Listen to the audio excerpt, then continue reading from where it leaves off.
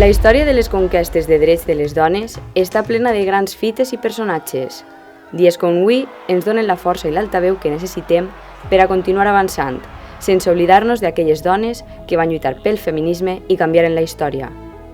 La lluita feminista mai ha parat, ni tan sols en moments de guerra o crisi, com la que vivim actualment. La pandèmia ha canviat les nostres vides, però també ha fet més evidents les desigualtats. Per això, no hem d'abandonar ara aquesta lluita i continuar treballant en el feminisme. Per a entendre el moviment feminista, és interessant recordar l'evolució. Els primers moviments feministes van ser pels drets bàsics com a ciutadanes, com era el dret a vot. En 1848 es va realitzar la primera Convenció de Drets de les Dones, Seneca Falls, als Estats Units, on es va proclamar que els homes i les dones són creats iguals. 45 anys després, Nova Zelanda es va convertir en el primer país que va permetre el vot femení. A partir de 1893, la implantació del sufragi universal al llarg del món va ser progressiva. A Espanya, el sufragi femení s'exercís per primera vegada en les eleccions de 1933 durant la Segona República.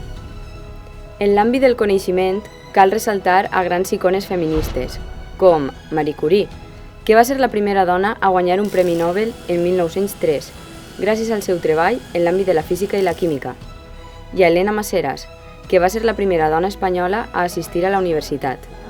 Gràcies al seu precedent, en 2004, per primera vegada en la història, hi havia més dones que homes matriculades en les universitats espanyoles. Conforme avança el feminisme, més dones senten l'apoderament per a unir-se a la lluita.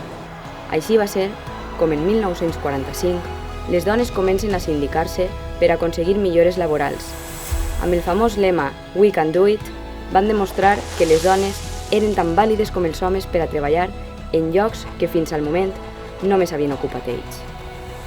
Mentre en 1948 ja s'havia signat la Declaració Universal de Drets Humans, als Estats Units arrestaven a Rosa Parks per negar-se a cedir el seient a un home blanc. Aquesta activista afroamericana suposa una gran fita en la lluita feminista de les dones negres. En 1995, la història del feminisme marca un abans i un després amb la Declaració i Plataforma d'Acció de Pequín. 189 països signen el pla més progressista que mai ha existit per a promoure els drets de les dones i aconseguir la igualtat de gènere. En 2017, el feminisme comença a remoure la consciència de les dones i es calcula que entre 3 i 6 milions de dones de tot el món van eixir al carrer a lluitar pels seus drets, un fet que ha marcat la dècada. Poc després, naix el Me Too, una campanya a través de xarxes socials que denunciava múltiples agressions sexuals, a les quals ens enfrontem les dones en l'àmbit laboral. Un any després, a Espanya, desenes de milers de dones eixim al carrer a protestar per la sentència de la manada. Les manifestacions massives per tot el país van posar en dubte el Codi Penal espanyol.